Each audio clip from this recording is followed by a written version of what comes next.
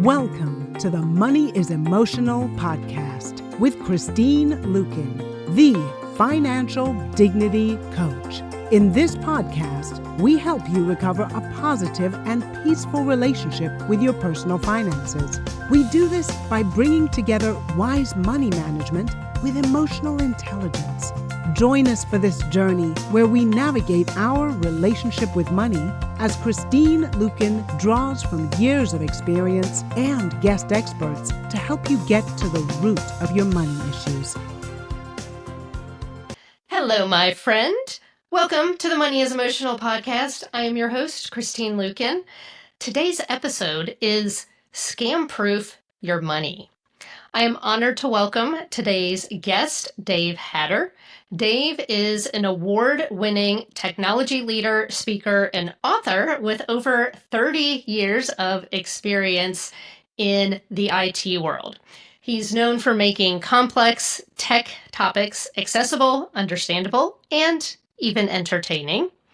Those of you who are in the local Cincinnati area, you might recognize Dave's voice from his regular segments on 55KRC's Tech Friday and Simply Money, or catch him bright and early on TV during Cyber Monday and Tech Support on WTVG. With a passion for cybersecurity and a gift for translating tech into plain English, Dave is a trusted expert helping everyday folks stay safe in an increasingly digital world. Welcome to the show, Dave. Well, thanks for having me on, Christine, and thanks for that awesome introduction. That makes me sound a lot smarter than I actually am. I appreciate that. I need all the help I can get. Now, you know what? Your reputation precedes you. I have known you for a very long time, and I just started hearing things. The last couple months, there's been a lot of, people just telling me about different scams that have been going on. And I'm like, you know what? We got to do a podcast on this. And you were the first person that came to mind. So you have a good reputation out there in the world because you are keeping people safe. So let's start at the beginning. How did you become such a passionate advocate for cybersecurity? Was there a personal experience or a pivotal moment that led you down this path? Well, it's kind of unique. I mean, first, look at me. I'm a total nerd. What else could I do besides something related to technology, right? And I mean, honestly, Christine, it goes all the way back to the 80s and video games. You know, I grew up in the era of Atari and things like that. I always liked video games. When I graduated from high school, didn't know what I wanted to do, floundered around for a while, tried different majors in college, and eventually landed on information technology at NKU because I liked computers, felt like that was going to be a good long-term career path, and I especially enjoyed programming. So I spent most of my career as a software engineer, and honestly, probably about 10 years ago, maybe a little less than that, we built custom software for our clients. I owned my own business for a long time, and we're building custom software for folks. And, like most software engineers, unless they work for a company that's explicitly focused on security, what I think you'll often hear is, well, I'm focused on things like timeline and budget and features. I'm not focused on security. So as a result, you end up getting a lot of software that is not inherently secure. Yeah. And then you have the whole internet that all of this stuff runs across, which was designed back in the 60s and 70s when security wasn't a concern. And I started to just sort of look at what was going on, and I read a very interesting article. This thing's probably almost 10 years old now, called The Coming Software Apocalypse. I recommend it to people because it's really focused on shoddy software, the fact that software is often focused on speed to market, ease of use, and market share as opposed to security, resiliency, and robustness. And I would bet you and every one of your podcast watchers has had some software that didn't work quite right and caused all kinds of problems for them, right? I'm thinking about all the software that the government software that we've been hearing about on the news lately. And as you're saying that, I'm like, oh God. Well, that's actually kind of where I'm going with this, because this article, The Coming Software Apocalypse, was written by some MIT professors. And their whole point, it's in the Atlantic. I encourage people to read it. Their whole point is that because of basically perverse incentives for software development, and, we see companies talk about, minimum viable product, go fast, break things, right? Again, I would bet everyone in your listening audience has been in an experience, has had an experience where at some point they got software that was basically little more than a beta, and the vendor is letting them work out the bugs for them and do the quality assurance and testing for them. So with Yeah. all of that in mind, these guys are basically saying in this article that, we're headed for a bad place in society because our society is becoming increasingly digital. It's becoming increasingly interconnected, and software isn't everything. Unfortunately, now it's in your car, it's in your coffee maker, it's in your thermostat, it's in your computer. Everything is digital. We spend all our time online. We do everything online. And I started thinking, yeah, because I did not really think much about security in the past. I was mostly focused on, can I get this done on time and within the budget Hmm. the customer has? And after reading that article, and they gave some really interesting examples of things that I, as a software engineer in the past, had done, right? Without really Oh, thinking about the yeah. security aspects. Like, our whole society is at a place where it's going to burn down if we don't get really serious about software security. And that sort of flipped the switch for me from working on software engineering, project management around software engineering to, okay, how can I perhaps use this knowledge that I have about software and the fact that we're going to have a lot of problems if we don't get serious, especially Christine, as it pertains to critical infrastructure. Yeah. And you can find many examples if you look at water plants and electrical plants and so forth that have been attacked.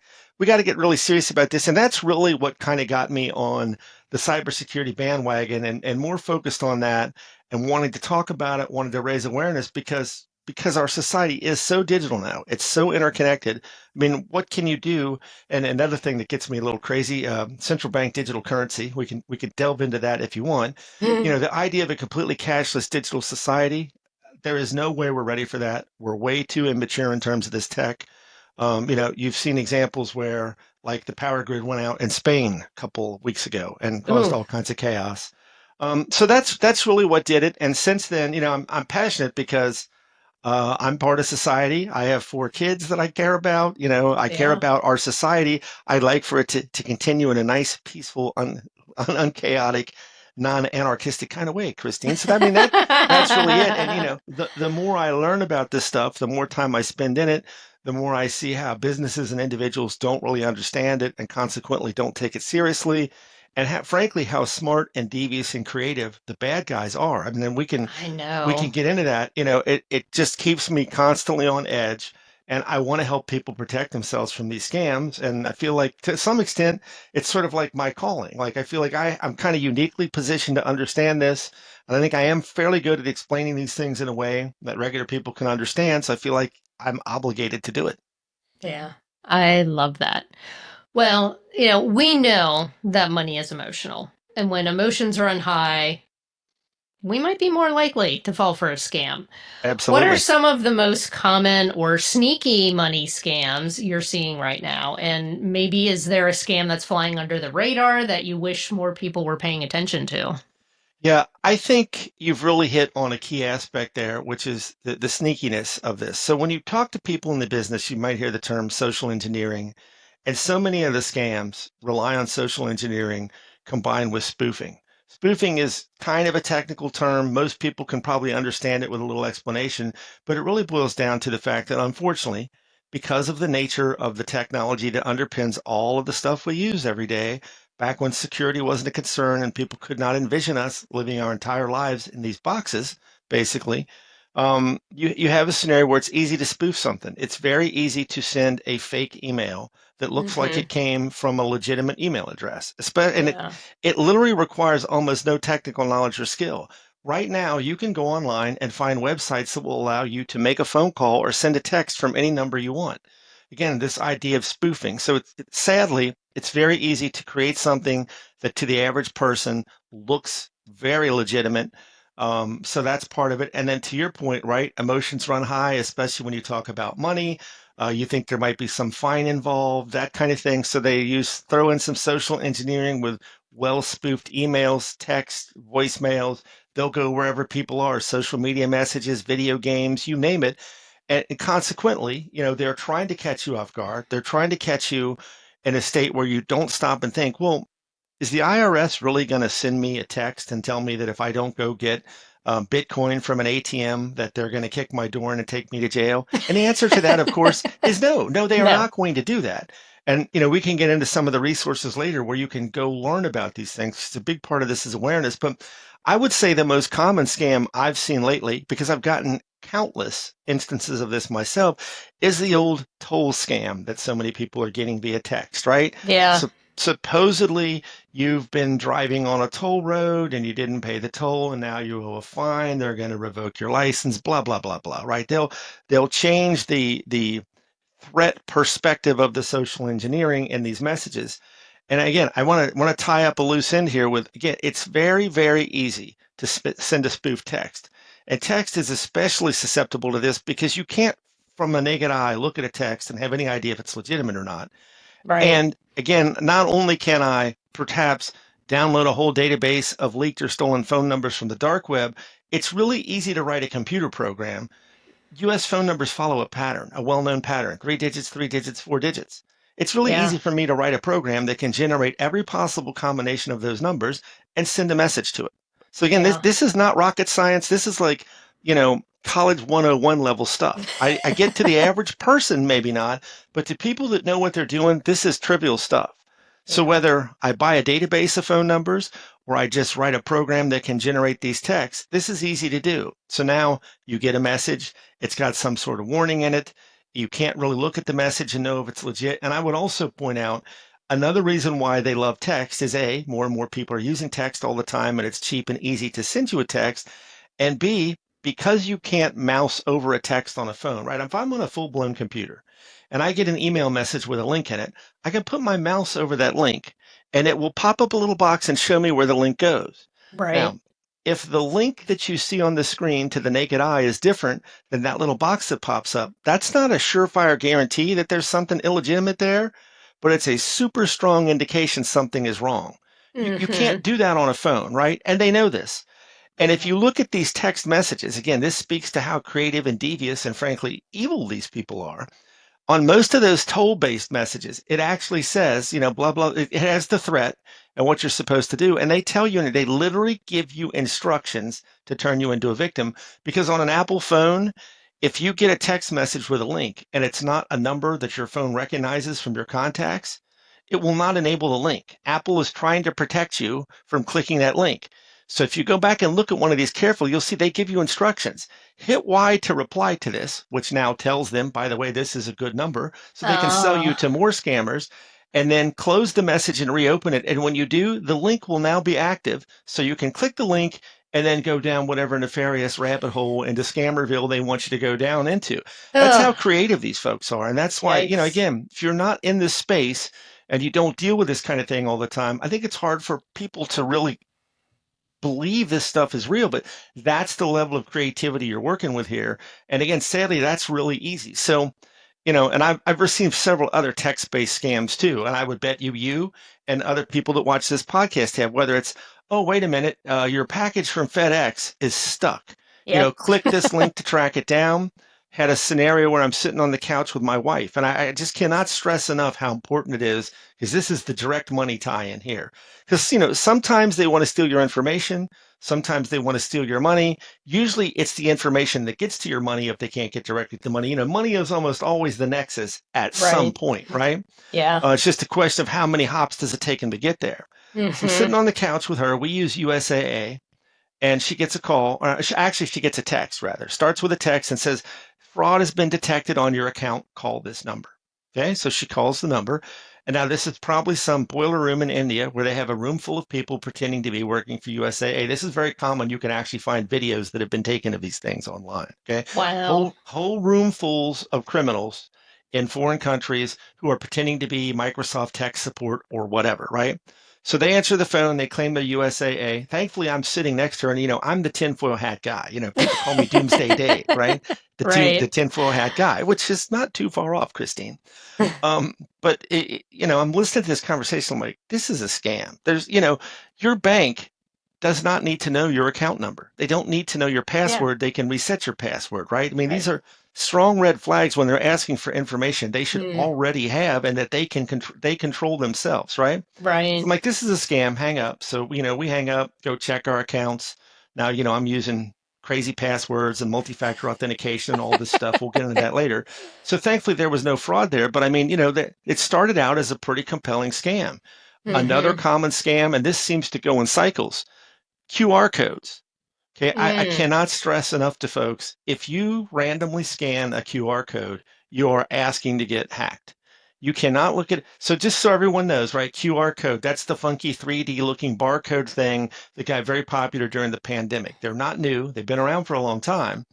And they're better than the more traditional serial type barcode because of the nature of this 3D aspect of it. It can store more data, right? So if you want to store more data in something, you're going to use a QR code. Plus, most modern phones can scan a QR code. Bad guys know this, of course. So, Right. Again, during the pandemic, these got very prevalent, right? Oh, you don't touch the menu, just scan our QR code. Yeah. So bad guys know this, and they know, and this has happened in several places across the country. I believe the most recent one I can remember was Austin. So the bad guys went around Austin and they printed QR codes and put them over the legitimate QR codes on parking meters. I've So heard of this one. yep, it's a real thing. Again, I'm not going to tell you anything today that you can't easily Oh my confirm on your own. gosh. Okay. So you go to Ugh. pay, you scan this QR code, and next thing you know, you're either A, having your credentials stolen, and people are like, well, so what if they get my username and password? Well, the bad guys know that many people, if not most people, use the same username and password on multiple accounts. If I Yeah. get your username and password that's associated with some sort of payment app or something, that might also be the same thing that gets me into your bank account, your health insurance, or whatever else, right? Right. Or they take you down a rabbit hole and they get your credit card because you pay the fee to park or whatever. I'll Mm. tell you right now, Christine, again, total tinfoil hat guy. If I'm going into an urban area where I need to park, and my only option is to either A, download some random app I've never seen or heard of, or B, scan a QR code, I will be parking somewhere else. I will not park in that lot. I'm not downloading your app and I'm not scanning some QR code. If I can't walk over to a machine and put a credit card in it, thanks, I'll park elsewhere.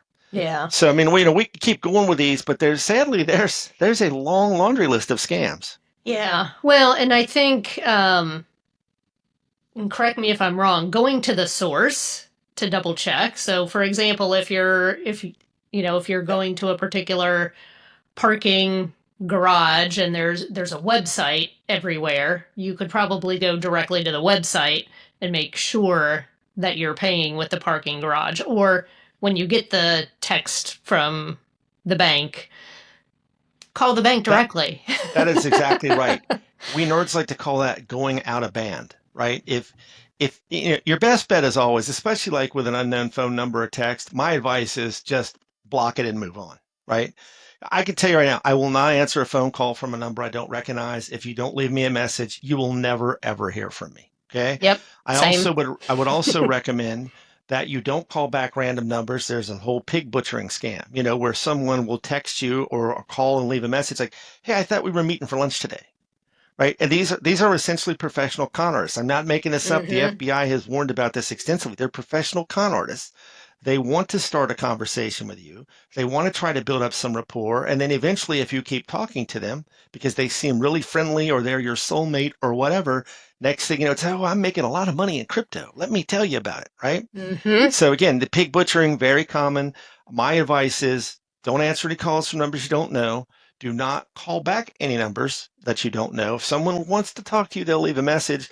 Do not respond to texts from numbers you do not know, because at a bare minimum, by doing that, you are telling the bad guys there is a live person here, right? Yeah. If you never respond, if you just block it and move on, they don't know whether that number is any good or not, right? If you Mm-hmm. respond, they'll sell your number to other hackers. Don't engage. Now, I will tell you, every once in a while, Christine, depending on what they say to me, I will respond with something like, oh, hey, I'm just sitting down here at the FBI Scam Center. I'd love to come pay you a visit. Why don't you send me your address or something like that? And see where it goes, Uh, because usually that'll be the end of the conversation, but occasionally that will tick them off, which will then lead to some hilarious conversations back and forth until I finally get tired of it. So, uh, yeah, don't reply, ignore the stuff out of hand. Most apps for your mobile phone are privacy and security dumpster fires. I can tell you, I will not download an app, like I say, to pay to park or any kind of one-off type thing. Unless you look at the privacy policy of the app, Apple has these handy privacy labels that will tell you what it wants to collect. You just don't know. And I mean, I could send you a dozen articles right now of apps that have been proven to basically be thinly veiled malware. They're not just collecting your data, they're potentially doing malicious and nefarious things in the background. So again, I know it creates everything I'm We would suggesting like here. that list. Yeah, I'll send it to you. For sure. Everything I'm saying, I know creates inconvenience for people, but that's Yeah. partially what they're preying off of too, right? The wow Mhm. factor of this stuff, the fact that Yeah. it's really super convenient. It's really convenient to be able to scan a barcode and pay and keep going. I understand all of these things. I'm Yeah. just telling you, the bad guys know that. They know that the Mhm. average person does not understand the capability of these things to be used for nefarious purposes, and consequently, people are getting scammed all the time as a result. Yeah. Yeah. I heard recently, now this wasn't a like cyber scam, but um someone was looking to rent a house and they connected with someone on Facebook Marketplace. And essentially, this person had stolen the listing off of a legitimate website and took this person's down payment and first month's rent and disappeared. Sadly, I'm not shocked by that. Now, I haven't heard that particular scam, but I know at least 10 people personally who've had their Facebook account taken over Mm, because they have a bad password that's easily guessed, easily cracked, whatever, and or they don't have multi-factor authentication turned on, which is not bulletproof, but that makes your accounts much, much more difficult to hack. And that's yeah. not old Doomsday Dave telling you that. That's the FBI, that's Microsoft, that's Google, that's anyone that knows anything about it telling you multi-factor authentication it's first off, it's free, and secondarily, it's the most effective thing you can do as an individual to protect your accounts.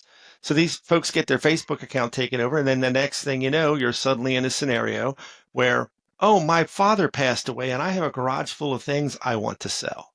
And then, I'm going to need you to give me a deposit for this. Well, this is some hacker pretending to be this person and suddenly your money's gone, just like that scam you mentioned there. So, yeah, Yep. just because you see something online, you have to be careful, go out of band. Back to your original point, pick up the phone and call the person or send an email to the person if it's a situation like Facebook based on information you already know, or in the case of like the IRS says you owe back taxes, or the sheriff says if you're going to, come arrest you because of a warrant if you don't get Bitcoin out of an ATM, Right. you need to pick up the phone and call the sheriff's office on a number you can verify, right? Again, I know it's inconvenient. I know it's a pain, but if you don't go out of band and use information that is vetted and verifiable, you are asking to get scammed. Yeah. All right. So let's say someone's listening to this and thinking, oh no, I have not done much to protect myself online.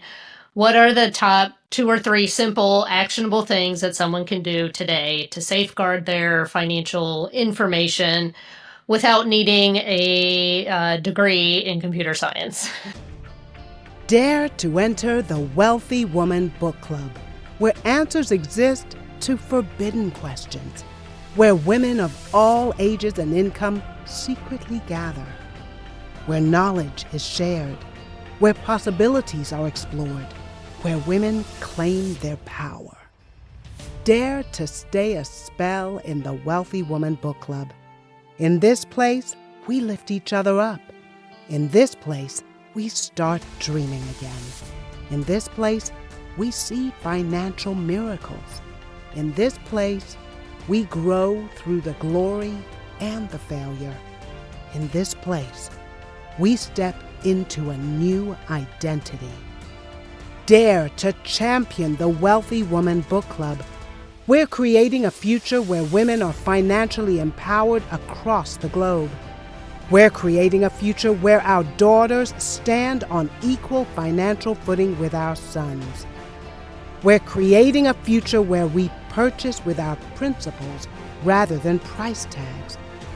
We're creating a future where we use the power of money for the benefit of people and the planet. Welcome to the Wealthy Woman Book Club.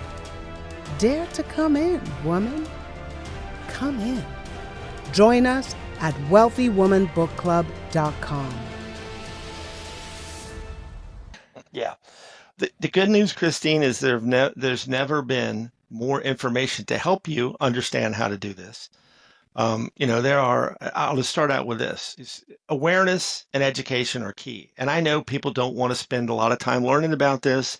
I get that you just want to live your life and you don't necessarily want to be the nerdy guy like me. Totally understand and respect that. But to some extent, if you don't stay educated and aware, it's difficult to realize just how crafty these people are and how incredibly devious they are, as well as how much their spoofing is improving thanks to generative AI. Right, I can open up something like chat. The old school tells to be like, oh yeah, look for bad grammar, look for weird punctuation, look for English that doesn't make sense because it's some non-English speaking person in a foreign country Right. facilitating these things. Well, I can go into Chat GPT and generate perfect English prose all day long, right? So a Mm-hmm. lot of the old school tells aren't as good. So education and awareness using sites like irs.gov, fbi.gov, or ic3.gov, Internet Crime Complaint Center. This is an FBI sponsored and run website where, in addition to putting out all kinds of public service announcements about these kind of things, they also give you a place where you can report some sort of cybercrime if you think you've become defrauded. There's all kinds of great magazines like CNET, CharlieNet, ZDNet, Ziff DavisNet, Tom's Guide, PC Mag, Consumer Reports, where they have editors and experts who will vet things like, well, I heard nerdy old Dave tell me I need to get a VPN, a virtual private network. What does that mean? What's the right one for me? Well, if you don't have a nerdy friend like me you can call, you can go to somewhere like CNET, CNET.com, or ZDNet and see, okay, they have editors and experts that are rating this stuff. So the good news is there are ample resources out there. Local law enforcement, right? Your local sheriff's office is probably putting out all kinds of warnings about this stuff all the time. So start with education and awareness. There's all kinds of accounts on X you can follow where they're constantly, FBI, follow the FBI's account.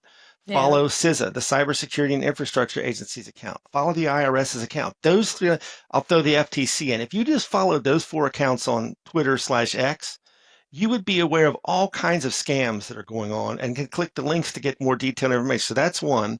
Number two, and I know nobody wants to hear this, but from an individual perspective, you have got to use strong, unique passwords on all of your accounts, right? In a corporate setting, it's still important, but they'll usually have a defense in depth approach with all kinds of different defenses trying to stop the bad guys. As an individual, you're going to have a lot less of that in most cases. So strong, unique passwords. Every year a company puts out a overview of how easy it is to crack passwords and how long it takes with a computer. And whether you just have all numbers all the way up to some random set of numbers, characters, symbols, etc. Once you get past about 12 characters, especially if you're using some kind of characters and numbers and symbols in it, it's more or less going to be uncrackable. You get out to 18, it's basically uncrackable. But I know everyone's thinking, well, come on, Dave. I got like 50 passwords. How in the world could I possibly remember 50 random passwords full of letters, symbols, and numbers? And the answer is you can't, right? And the bad guys know this, and they know that people fall into these bad habits. So what you Mm-hmm. should do is get a password manager. I recommend, I personally use as a business, we use 1Password. There are other good ones out there like Keeper, and this is a perfect example to test my theory. Go to CNET, go to ZDNet, go to Tom's Guide, go to PC Magazine, and search for Password Manager. And they'll give you like, here are the top 5 password managers of 2025. Some of them are free, some of them have a modest cost, most of them have a freemium model where you can start out for free. And then over time, switch to some sort of paid subscription, assuming you want the additional functionality. Again, I like 1Password for a lot of reasons. It's one of the most secure ones out there. But 2 tips, and it'll segue into my third point. If you use a password manager, and I recommend you do, like 1Password runs across all my devices. It'll run on a Windows machine, it'll run on Android, it'll run on Apple. Basically, I have an encrypted, secure password vault available to me from any device that I'm on, and I have a insanely ridiculous master password, right? So it's basically 24 characters of symbols and numbers, but it's a phrase. So that's another tip. Come up with a phrase that's easy for you to remember, but no one else would know. It can just be nonsensical. It doesn't matter what it is, right? But Mm-hmm. come up with a phrase, easy to remember, easy to type, hard to crack.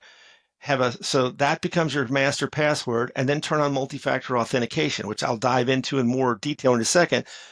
So you now have to crack my random only used for my master password, insane password that no one else on earth knows but me. Okay. It's never been written down. It's never been shared. No one else knows it but me. And then even if you could somehow crack that, you would still have to get the MFA code to unlock my password vault to get the rest of my passwords, right?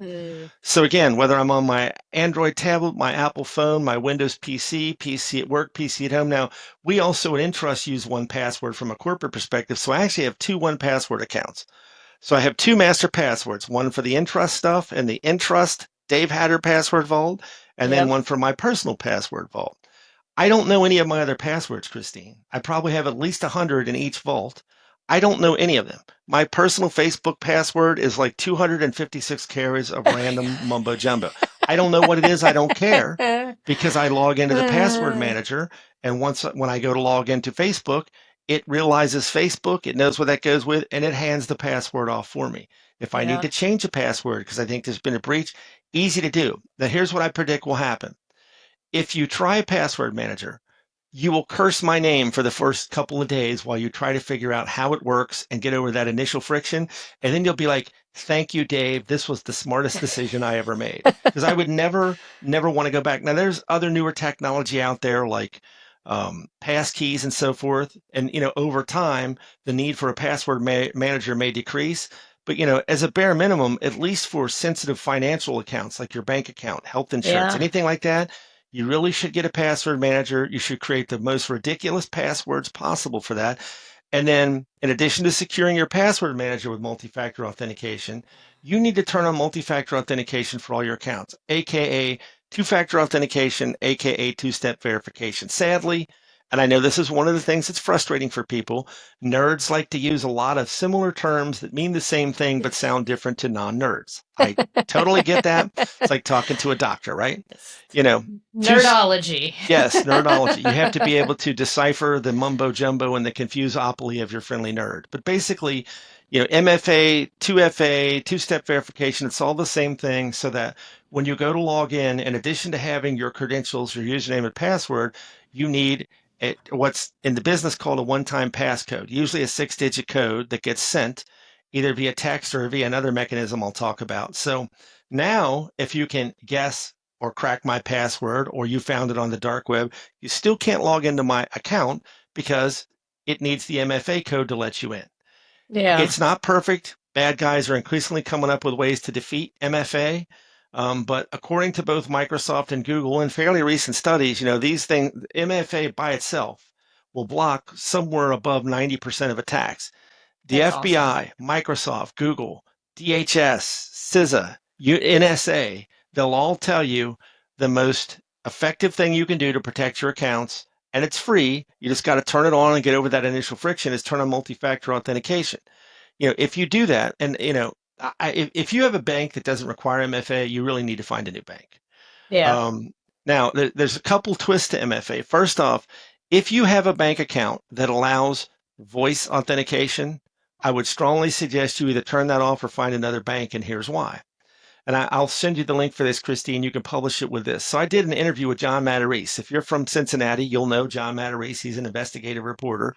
He calls me up and says, "Hey, Dave, I want to do something on voice cloning." So voice cloning is a form of deepfake where you basically clone a voice of someone, right? Yeah. Now, most people are going to think, "Well, I'm not famous. I'm not John Matarese. How would you get my voice?" And the answer is simple. Do you have a voicemail greeting anywhere in the world? If I call your mobile phone or your office phone, do you have a voicemail greeting? Because if you do, I'm you in less than 45 minutes, and you can watch me and John do this. So this is completely true, Christine. He calls me up. I believe it. I mean, with AI, I believe it. In less than an hour, I'd never done it before. In less than an hour, we cloned his voice. So I literally went out and did a search and found some sites that claimed to be able to do this. So I signed up for one. I spent no money. I had no previous experience. And I had never used this site before. I played around with a little bit before John showed up. And by the time he got here, I knew what I was doing well enough to literally have him read the sentence that the site wanted him to read. So we recorded his voice into it.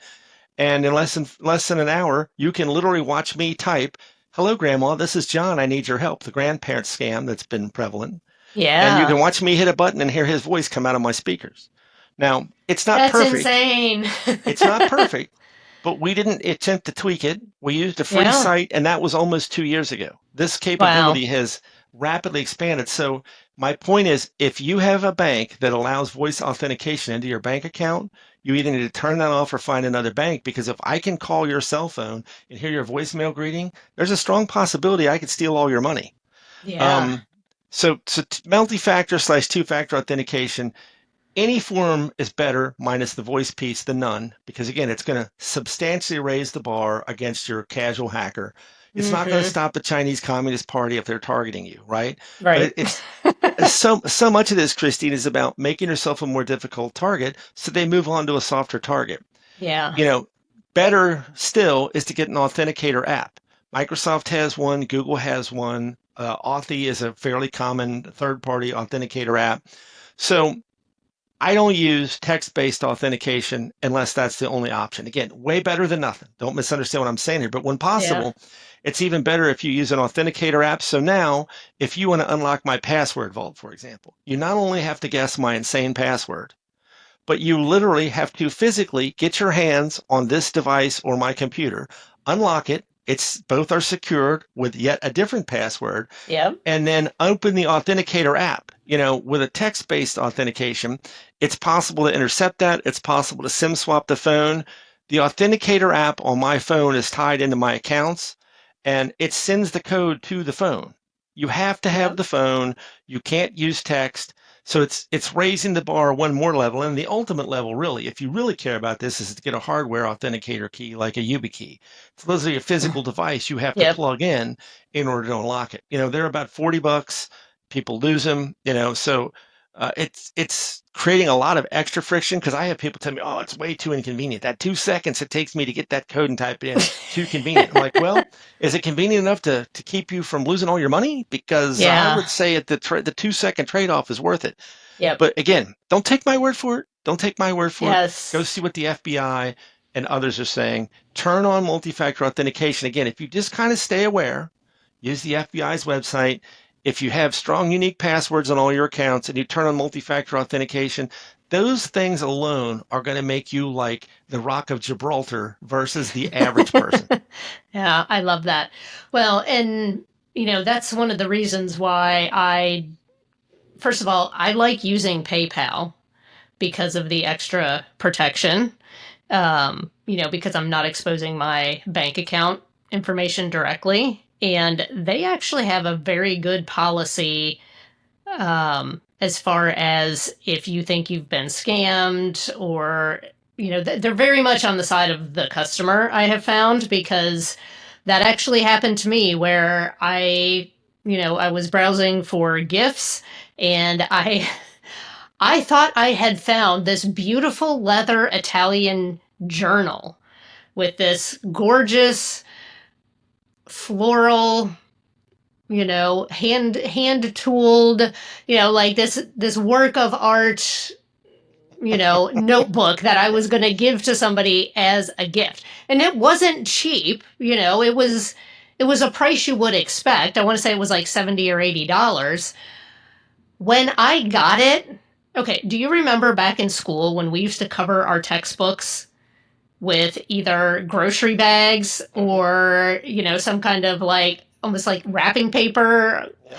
Okay, this was like that, but with like wallpaper. I'm It sorry was to laugh, but I'm some not shocked by that. it was some cheap notebook from China that the picture looked exactly the same, but it was not hand tooled Italian leather cover at all. And so because I had used PayPal, I was able to dispute it and I got my money back. That's awesome. Yeah. Now, And that's while another I'm reason why I don't like using debit cards online. Well, yeah, I mean, debit cards are dangerous because you don't have the same consumer protection as a credit card. Yep. And I would say the same thing about things like Venmo and Cash App. I can tell you, I don't use Mm-hmm. any of that stuff.